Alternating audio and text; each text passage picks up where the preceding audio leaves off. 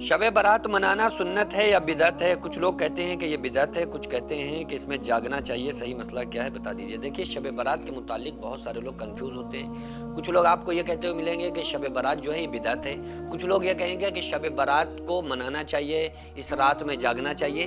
تو بہت سارے لوگ اس میں کنفیوز ہو جاتے ہیں، سوچتے ہیں کہ بھئی ہم کس کی بات مانیں، کس کی بات نہ مانیں۔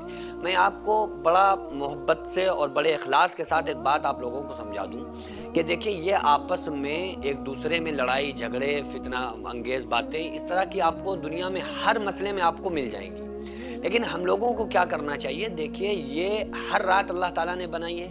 شب برات کے کچھ ایسے کام جو رسول اللہ صلی اللہ علیہ وآلہ وسلم کی زندگی میں کبھی کبھار کرنا ثابت ہے، جیسے آقا علیہ السلام 15ویں شب میں یعنی 14 شعبان کو 15ویں شب میں آقا علیہ السلام جنت البقیع گئے اور وہاں مرحومین کے لیے دعائے مغفرت کی، اور آقا علیہ السلام نے فرمایا کہ میں اللہ تبارک و تعالیٰ اس رات تمام لوگوں کے آنے والی پوری سال کے حساب و کتاب فرماتا ہے۔ تو بہت سارے لوگ یہ کہتے مل جائیں گے کہ بھئی یہ حدیث تو ضعیف ہے۔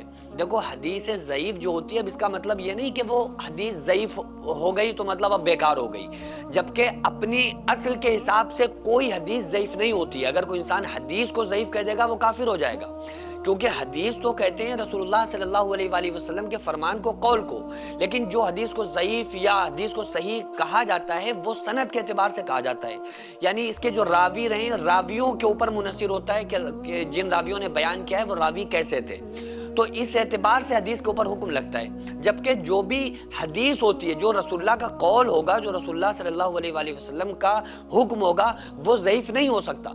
تو بہرحال یہ ہے کہ اگر وہ سند کے اعتبار سے کوئی حدیث ضعیف ہے بھی تو بھائی اس کا حکم یہ ہے کہ وہ عمل میں لائی جا سکتی ہے، اس پر عمل کیا جا سکتا ہے، وہ فضائل میں اس کو بیان کر سکتے ہیں، بلکہ اس کو دلیل نہیں بنا سکتے۔ تو بھائی دلیل نہ بناؤ، لیکن جب ایک بندہ، اب آپ بس دو باتوں میں فیصلہ کریے۔ ایک بندہ وہ ہے جو شب برات میں سو رہا ہے، ایک بندہ وہ ہے جو کہہ رہا ہے کہ یار اس رات ہم اللہ کی عبادت کر لیں، چلو اس رات ہم اللہ سے دعائیں مانگ لیں، اللہ تعالیٰ سے معافی مانگ لیں اور اللہ کو منا لیں۔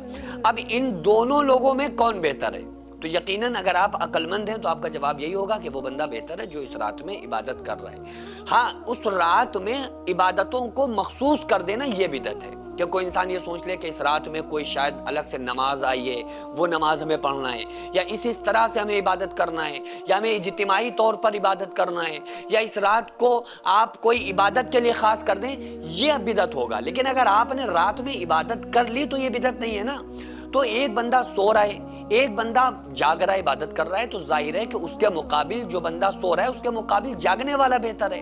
تو کم سے کم اسی بہانے آپ اللہ کو منا لیں، اسی بہانے قرآن پڑھ لیں، اسی بہانے اللہ تبارک و تعالیٰ کو یاد کر لیں، ٹھیک ہے۔ تو بہرحال یہ ہے کہ اسی طرح سے شعبان میں آقا علیہ السلام کثرت سے روزے رکھا کرتے تھے۔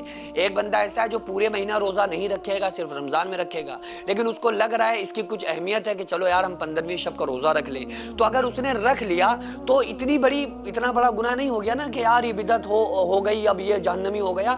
اس طرح کی باتوں سے انسان کو بچنا چاہیے۔ جہاں پر فائدے والی بات ہو، عمل والی بات ہو، تو ان باتوں کو ایکسپٹ کر لینا چاہیے۔